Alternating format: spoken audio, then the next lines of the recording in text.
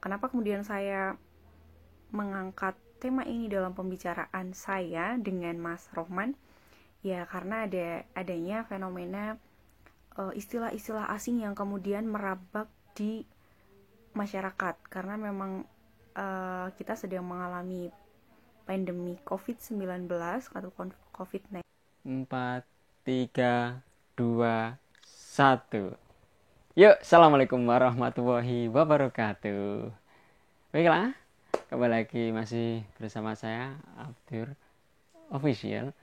Hari ini aku akan ajak teman-teman semua membahas tentang permasalahan yang ada di masyarakat sekitar saat ini itu loh.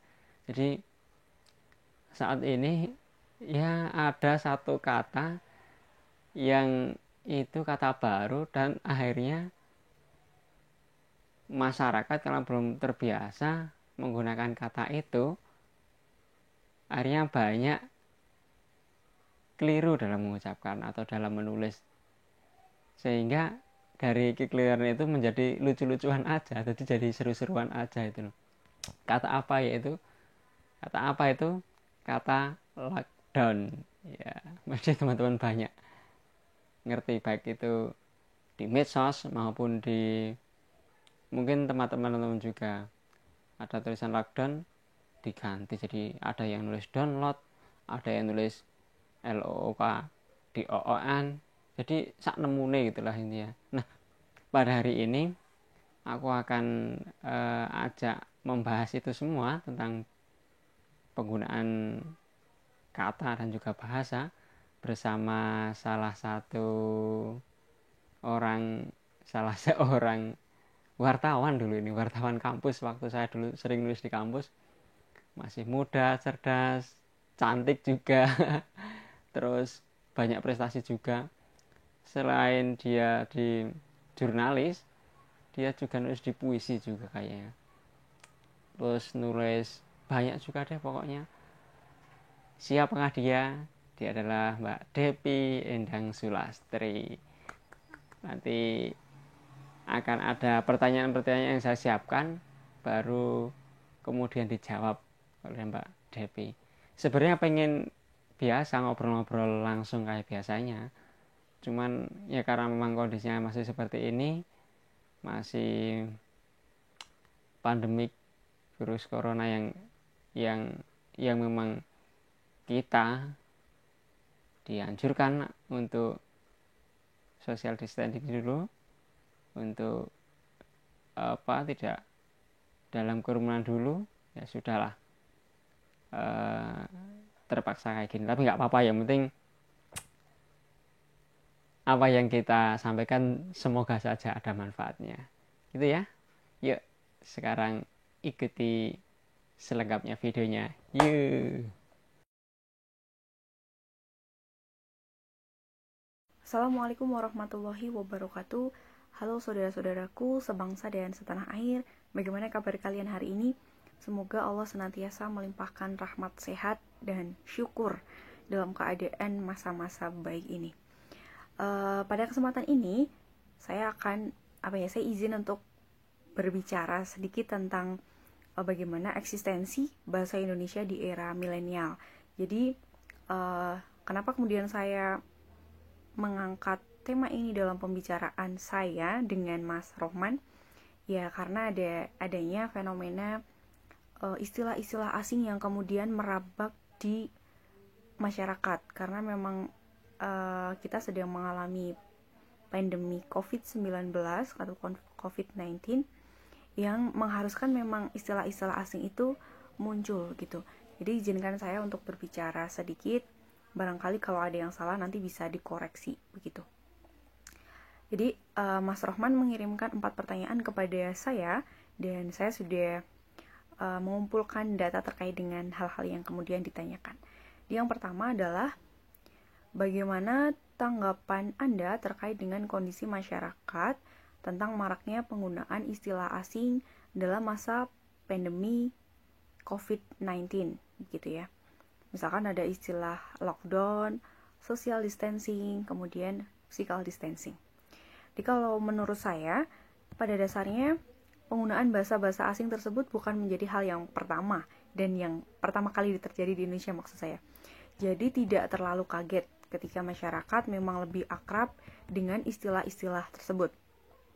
Kadang hal-hal itu dinilai biasa oleh mereka, tetapi bagi kami, terkhusus bagi saya karena memang saya adalah alumni pendidikan bahasa Indonesia dan kemudian menjadi guru di sebuah sekolah dan mengajar pula bahasa Indonesia, terkadang muncul rasa keinginan untuk membenarkan. Misalkan dimulai dari grup-grup WhatsApp, ada istilah-istilah yang mungkin salah digunakan oleh beberapa teman, kemudian dimulai dari hal itulah, dimulai dari hal-hal kecil, misalkan penggunaan up gitu, up yang sering menjadi penegasan supaya diperhatikan. Jadi sebenarnya itu adalah kepanjangan dari untuk perhatian. Jadi penulisannya juga kadang salah sama teman-teman.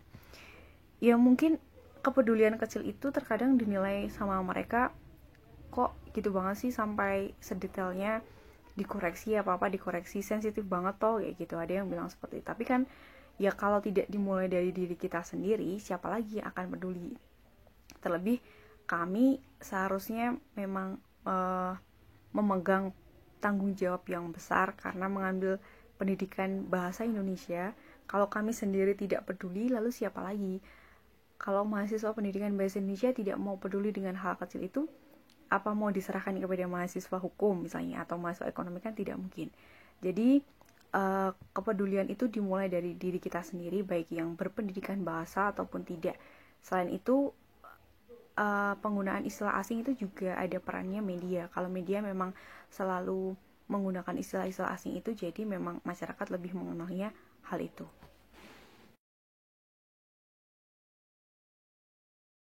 Baik, masuk ke pertanyaan yang kedua, yaitu melihat fenomena yang ada di dalam masyarakat, lantas bagaimana eksistensi bahasa Indonesia di masa depan gitu. Jadi kalau menurut saya, eksistensi itu bisa dilihat dari penggunaan bahasa di semua lapisan masyarakat dan di berbagai sektor. Beberapa ahli atau mahasiswa juga sebenarnya melakukan kegiatan di mana untuk menumbuhkan eksistensi bahasa Indonesia melalui sebuah penelitian. Dari penelitian-penelitian itu ada beberapa solusi yang kemudian ditawarkan atau solusi yang dihasilkan. Misalkan penelitian Alifa Nur Maftuhah dari Universitas 11 Maret. Penelitian ini dilakukan tahun 2018.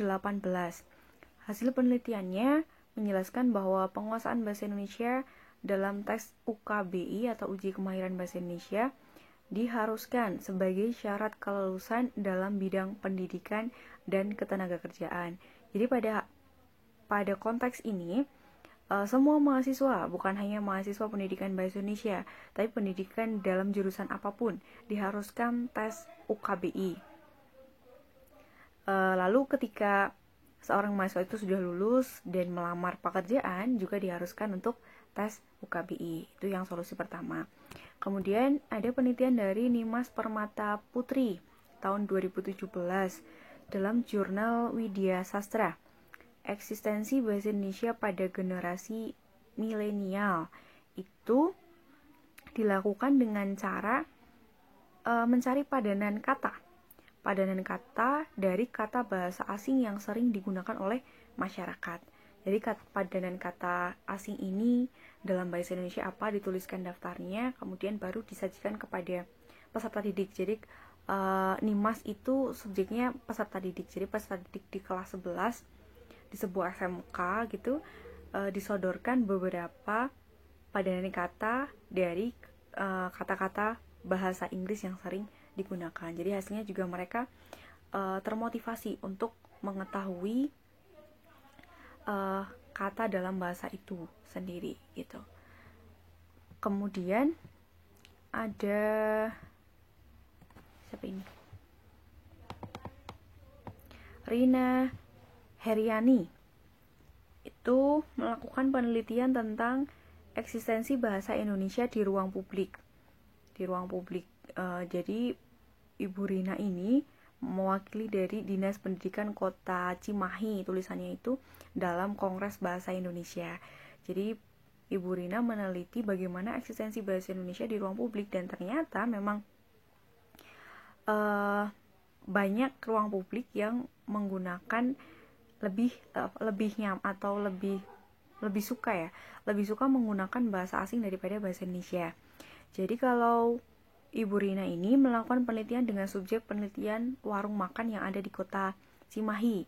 Hasilnya beragam nama-nama warung makan menggunakan bahasa Inggris. Hal itu tentu ya menimbulkan pergeseran makna bahasa Indonesia. Selain itu juga memberikan dampak rancu dan sering menjadikan makna baru. Dan terlebih lagi akan menimbulkan efek terkikisnya penggunaan bahasa Indonesia akibat nilai bahasa asing yang dinilai lebih unggul.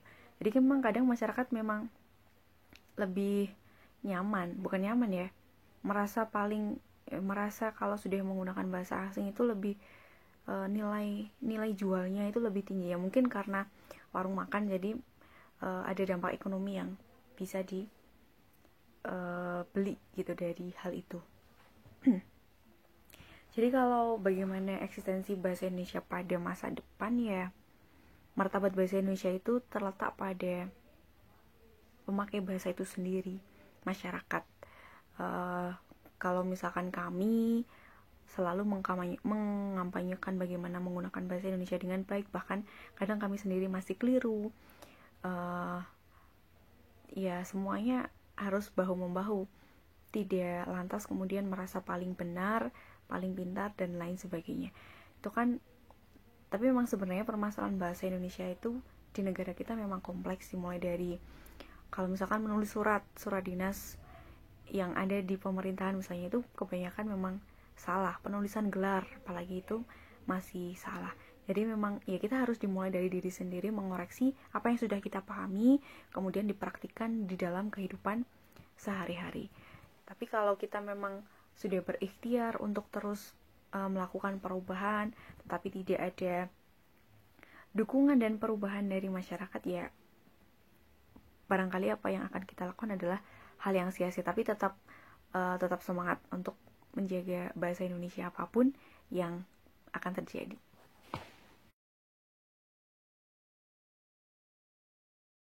Oke, masuk pertanyaan yang nomor 3. Setelah kita berbicara tentang bagaimana eksistensi bahasa Indonesia di masa depan, apakah bisa punah dan lain sebagainya, atau bahkan tergantikan dengan bahasa Inggris gitu. Coba kita belajar dari Singapura dan Malaysia. Jadi kalau Singapura dan Malaysia itu kan masyarakatnya lebih sering menggunakan bahasa Inggris daripada bahasa Melayu. Coba kita lihat di Singapura dulu. Jadi kalau di Singapura itu memang sudah dikenal istilah Singlish, Singapura English. Jadi mengutip liputan dari BBC 14 Oktober 2016 dengan judul Singlish, bahasa yang ingin dihilangkan oleh pemerintah Singapura. Gitu, jadi ada tanda tanya gini ya. Mayoritas masyarakat dari sebanyak 6 juta orang di Singapura itu berbicara dalam bahasa Inggris. Tapi mereka tidak setuju kalau mereka berbicara dengan bahasa itu. Yang mereka setujui adalah mereka berbahasa Singlish. Berbahasa Singlish berarti Singapura English. Bahasa ini dikenal pada tahun 1965. Ya. Kemudian Singlish merupakan bahasa tidak resmi, jadi bahasa dialek yang muncul karena adanya berbagai kultur yang membentuk negara tersebut. Nah, digarisbawahi. Singlish merupakan bahasa tidak resmi yang muncul karena adanya berbagai kultur yang membentuk negara tersebut. Kemudian, bahasa Singlish mungkin terdengar memiliki logat yang kental dengan tata bahasa Inggris yang tidak tepat. Tetapi, bahasa tersebut memiliki kejelasan dan tata bahasanya sendiri yang sistematis dengan pengaruh kuat dari bahasa Cina. Susunan kata seringkali lebih berdasarkan pada bahasa Mandarin daripada Inggris. Anne Delos mengatakan, jika dia berbicara dengan sopir, maka dia akan berkata, "Uncle, you go stand A. Street too small. Turn around cannot." Paman, jadi artinya kalau dalam bahasa Inggris, Paman, Anda mundur saja, jalanannya terlalu kecil, tidak bisa putar balik. Jadi ada beberapa kosakata yang memang penulisannya berbeda dengan yang ada dalam bahasa Inggris. Nah, bahasa Stainless itu ada kamusnya ternyata. Ada pula kamus yang mungkin membuat Stainless lagi, Singlish. Mohon maaf, Singlish. Ada pula kamus yang mungkin membuat Singlish terdengar seperti bahasa yang terpadu dan konsisten. Akan tetapi tidak demikian halnya. Ada kamus ringan bahasa Singlish di kamus Cockford Singlish yang dibuat di situs talkingcook.com. Kemudian juga ada kamusnya daring bahasa Singlish, tapi tidak dibakukan. Bahkan ejaannya belum disepakati. Jadi terkait dengan fenomena tersebut, pemerintah Singapura tidak menyukainya. Kemudian pada tahun 1999, mantan Perdana Menteri Lee Kuan Yew mengatakan, jadi makin sering media membuat bahasa Singlish diterima dalam lingkup sosial dan memopulerkannya pada acara-acara TV, maka makin membuat orang-orang percaya dan bisa bebas menggunakan bahasa Singlish gitu. Jadi kalau memang di Singapuranya pemerintahnya sudah tidak setuju, ya kalau kita karena sudah mempunyai bahasa nasional, ya kita harus berbangga bahwa kita sudah mempunyai bahasa Indonesia gitu. Kemudian pada tahun 1999, James A. dalam sebuah kolom berita The Straits Times menuliskan dalam tanda kutip ya ini bahasa Singlish. Jadi James itu mengatakan bahwa bahasa Singlish telah menjadi identitas kita bagi masyarakat Singapura. Identitas kita, sesuatu yang kita ciptakan untuk kita sendiri dan memberikan perasaan kultur dan mengakar sekalipun tak ada orang yang memahaminya selain kita. Nah, setelah melihat fenomena yang ada di Singapura seperti itu, lantas apakah di Indonesia tidak pernah terjadi fenomena Singlish dalam artian yang ada di Indonesia? Teman-teman, ternyata di Indonesia itu pernah ada, dan saya tidak tahu kalau sekarang masih memudaya atau tidak. Barangkali masih, tetapi ini saya ambil dari liputan Kumparan tanggal 4 September tahun 2018 dengan judul 13 kata bahasa Inggris overrated yang sering digunakan anak Jakarta Selatan. Jadi barangkali hampir sama ya fenomenanya yang ada di Singapura. Coba kita lihat. Jadi kalau anak Jakarta Selatan itu ada beberapa kata dalam bahasa Inggris yang sering digunakan dalam komunikasi berbahasa Indonesia. Contohnya ini, literally, prefer, dan like. Akun Yogi Natasukma menggunakan istilah literally. Jadi kalau literally itu kan artinya secara harfiah atau arti yang paling mendasar. Arti yang paling mendasar itu apa gitu. Jadi itu dia menuliskan gue literally beneran oven sih dengan joke anak Jaksel yang ngomongnya mix gitu.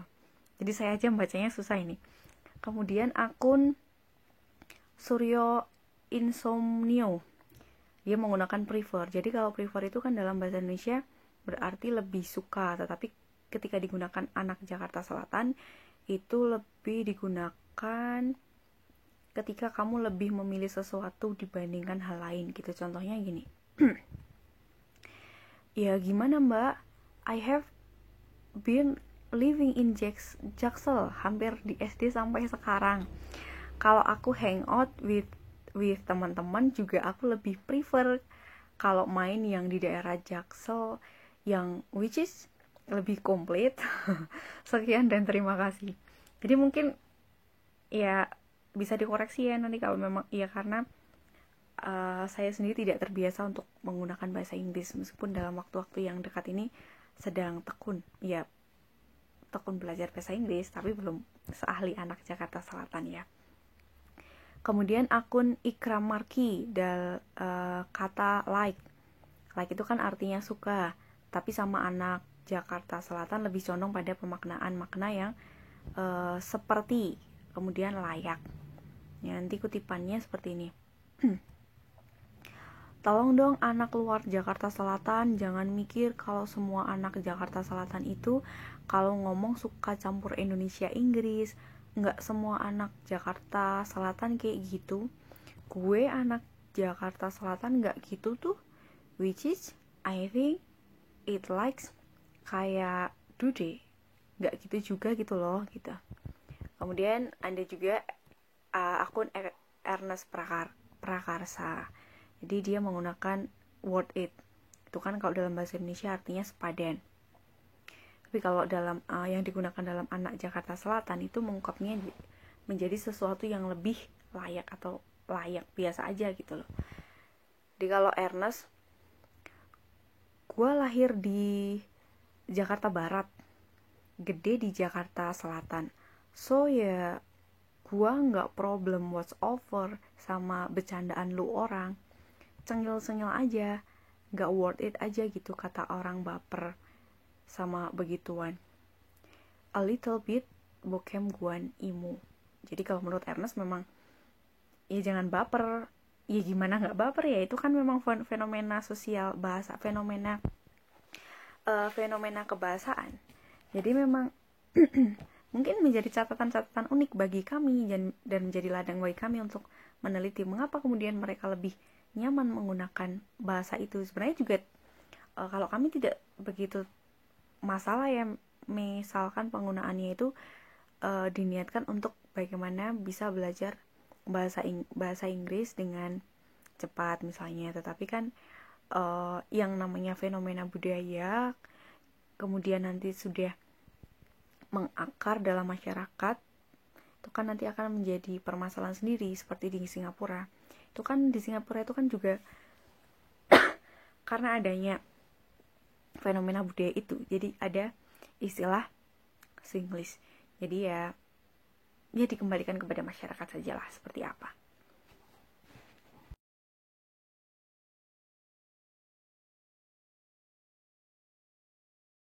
Oke, jadi kita sudah masuk ke pertanyaan yang terakhir setelah kita bahas tentang pendapat saya karena adanya fenomena masyarakat yang di masa pandemi ini sering menggunakan istilah asing atau lebih kenal istilah asing. Kemudian yang kedua, kira-kira eksistensi bahasa Indonesia di masa depan itu seperti apa.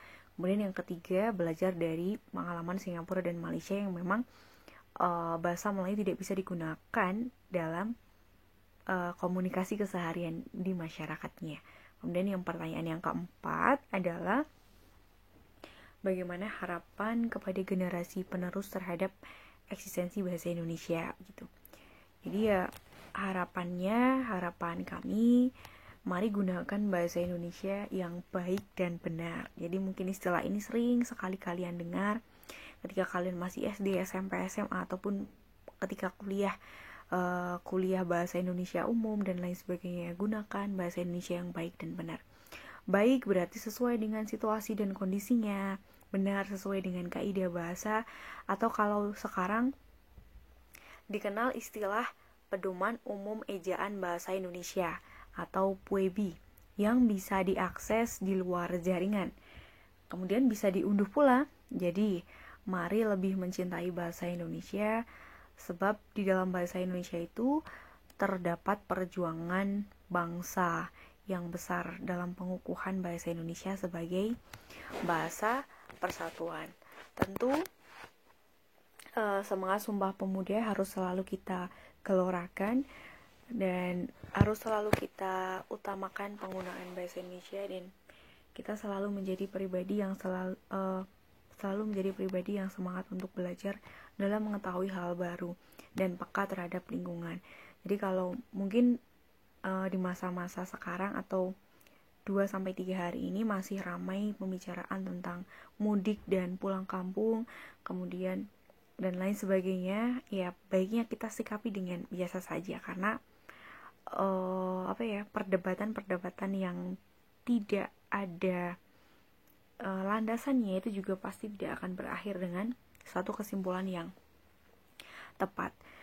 Jadi ya tidak perlu kita larut-larut dalam perdebatan itu. Yang jelas bahwa istilah mudik dan pulang kampung itu kita tinggal menganut aliran yang mana. Jadi kalau anak bahasa, pembelajaran bahasa yang pertama itu menggunakan buku ini, linguistik umum. Kalau di dalam buku ini itu bahasa itu bisa dilihat dari teks dan konteksnya. Sementara dari dulu perdebatan itu juga sudah ada. Jadi kalau dari dalam bukunya Cair, ketika kita menyikapi adanya fenomena mudik dan pulang kampung itu, ya kita lihat ini, kita kembali ke buku. Jadi kalau buku menjelaskan, jadi memang ada aliran-aliran dalam linguistik. Linguistik itu ilmu bahasa. Jadi ada di sini ada linguistik tradisional, kemudian linguistik struktural, jadi ada linguistik transformasional dan aliran-aliran sesudahnya. Jadi memang ya ilmu tetap berkembang kan, menyesuaikan dengan apa yang terjadi di masyarakat. Jadi memang tidak perlu disikapi dengan pikiran yang terlalu membebani lah. Itu hanya fenomena budaya yang ada di sekitar kita yang menjadi lahan baik bagi kami untuk meneliti sebagai perkembangan bahasa Indonesia. Jadi kalau untuk melihat maknanya, silahkan nanti belajar tentang makna dari mudik dan pulang kampung. Silahkan belajar menggunakan ilmu semantik. Itu kalau ingin melihat dari maknanya. Kalau ingin melihat dari konteks dan situasinya, silahkan belajar ilmu pragmatik dari ini bukunya George Joule. Kalau semantik kebetulan saya punyanya yang Sarwiji Suwandi ya. Jadi kalau mau melihat, tadi kan sudah dari makna itu semantik. Kalau dari situasi dan kondisi berarti pragmatik. Nanti kalau keadaan sosial masyarakat berarti sosiolinguistik. Nanti kalau mau belajar lagi tentang hubungan kepribadian seseorang dilihat dari bahasanya, berarti nanti psikolinguistik. Jadi memang ya kita tidak bisa melihat dari satu sudut pandang, tidak hanya bisa melihat dari satu, kamus tidak bisa kita jadikan satu-satunya acuan kalau menurut saya loh ya. Jadi kita tidak bisa berangkat dari kamus. Jadi kita kalau dalam bahasa memang ada istilah sosiolinguistik, pragmatik, semantik, psikolinguistik dan lain sebagainya, yang kalau anak-anak bahasa pasti mengenal pembelajaran tentang ini. Jadi pesan saya yang terakhir untuk mengakhiri pembicaraan kita tentang eksistensi bahasa Indonesia adalah utamakan bahasa Indonesia, lestarikan bahasa daerah dan kuasai bahasa asing. Jadilah pribadi yang tetap mengutamakan kepribadian bangsa ini, menjadi pribadi bangsa yang sebaik-baiknya dan menjaga citra bangsa dengan berbahasa Indonesia yang santun ya. Jadi citra bahasa Indonesia, menjadi pribadi Indonesia dengan menjaga citra bahasa Indonesia dengan berbahasa yang santun. Itu saja yang bisa saya sampaikan. Terima kasih untuk Mas Abdur yang sudah memberikan kesempatan saya untuk berkolaborasi ya di masa-masa baik ini. Jaga kesehatan selalu saudara-saudaraku dimanapun berada. Semoga ujian ini akan segera berlalu. Wassalamualaikum warahmatullahi wabarakatuh.